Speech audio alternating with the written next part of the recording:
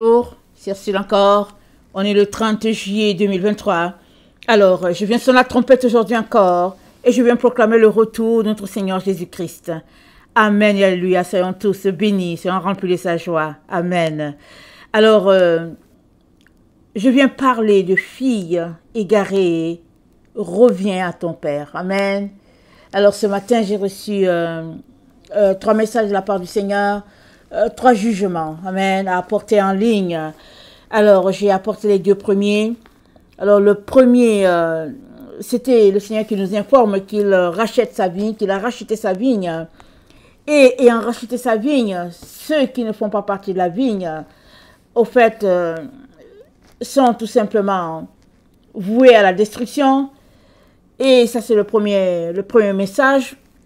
Et le deuxième porte sur un jugement, n'est-ce pas, sur les riches de la maison de Dieu, ceux-là qui, au fait, sont accros au bien de ce monde, à la manière de vivre de ce monde, qui ont un pas avec Dieu et puis un pas dans le monde et qui mènent une vie d'hypocrisie se faisant passer pour des personnes, au fait, qui n'ont pas de bien, mais qui, au fait,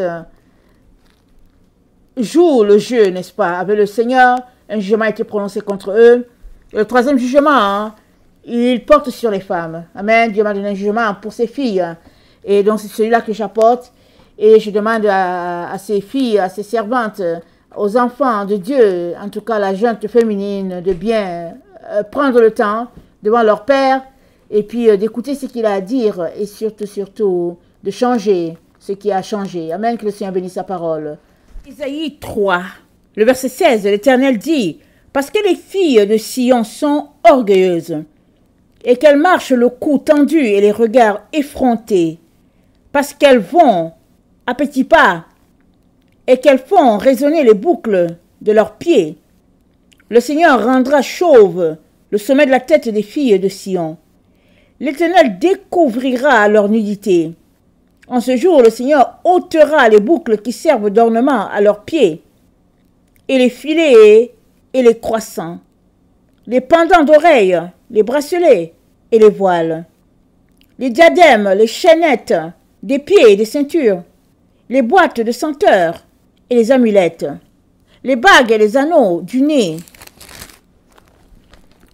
les vêtements précieux et les larges tuniques, les manteaux et les gibecières, les miroirs et les chemises fines, les turbans et les surtouts légers. Au lieu de parfum, il y aura de l'infection. Au lieu de ceinture, une corde. Au lieu de cheveux bouclés, une tête chauve. Au lieu d'un large manteau, un sac étroit. Une marque flétrissante au lieu de beauté. Des hommes tomberont sous le glaive, et tes héros dans le combat. Les portes de Sion gémiront et seront dans le deuil. Dépouillée, elle s'assiera par terre. Parce que j'ai appelé ma fille à se sanctifier, elle a joué à la sourde oreille. J'ai dit à ma fille, dit l'Éternel, d'avoir une parure extérieure qui consiste non dans les cheveux tressés, les ornements et les séductions de ce monde, mais cette parure intérieure est cachée dans le cœur, la pureté incorruptible d'un esprit doux et paisible. Voilà ce qui plaît à Dieu et qui est à ses narines un parfum d'une agréable odeur. Mais ma fille a refusé, préférant de marcher selon les voies du monde. Ne t'ai-je pas dit, ma chère fille, de ne point aimer le monde, ni les choses qui sont dans le monde? Car si quelqu'un aime le monde, l'amour du Père n'est pas en lui. j'ai dit à ma fille de ne point porter les habits d'homme. J'ai aussi dit à l'homme de ne point porter les habits de femme. Car quiconque fait cela est en abomination à l'Éternel son Dieu. Mais ma fille joue à la sourde oreille. Peut-être ne sait-elle pas c'est quoi une abomination.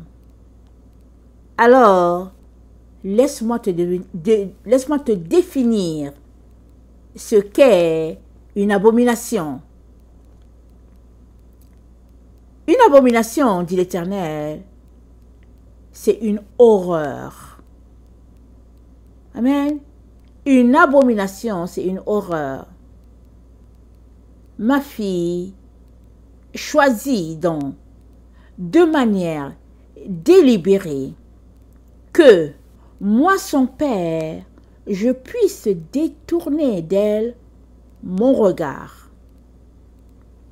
Elle ne choisit pas de s'offrir à son Dieu comme un parfum de bonne odeur, comme de l'encens agréable à mes narines, afin d'attirer sur elle mes bénédictions, mes grâces. Mais, au nom de l'émancipation, au nom du modernisme, au nom de l'autosuffisance féminine, ma fille m'a tourné le dos. Elle a rompu ses liens avec moi et dit être libérée. Enfin. Et ainsi, elle déambule les rues déguisée dans ces choses que moi, l'Éternel, je déteste. Et se dit à elle-même et à haute voix, vive la liberté. Peut-on être libéré de son Créateur? Peut-on être libéré de celui-là même qui ne veut que te sortir de ton labyrinthe dans lequel tu es? Peut-on être libéré de celui-là qui ne veut que te sortir des ténèbres dans lesquelles tu te trouves? Voici, à moins que tu te repentes, ne t'humilie jusqu'à terre, tu ne verras pas ma face. Parce que tu as abandonné l'Éternel, ton Dieu, et que tu contestes avec ton Créateur, et que tu appelles la sagesse de ce monde de la sagesse, ta lumière, ton bonheur, ton guide. Voici ce que te dit ton Créateur, ton Dieu, celui-là qui t'a façonné à son image. Reviens à ton Dieu, rebelle, fille égarée, dépourvue d'intelligence et de sagesse. Car je suis miséricordieux, je te recevrai, je t'aiderai à te laver de tes souillures, et tu sortiras ainsi de la confusion dans laquelle tu te trouves et que tu appelles liberté et que tu appelles émancipation. Mais si tu persistes dans ta rébellion, tu te réveilleras malgré toi pour te rendre compte que le temps de ton salut est passé, car tu as tourné le dos à la seule personne qui est morte sur la croix pour te libérer de ton esclavage et de ta honte. Voici ceux-là que tu prends pour conseiller ont déjà été jugés. Les profondeurs de l'enfer sont leur lot. Et ce n'est pas auprès d'eux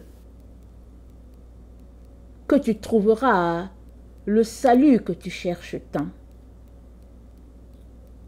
mais bien auprès de ton Créateur et de ton Rédempteur.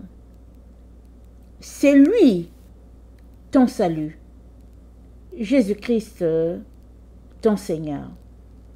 Amen et Alléluia.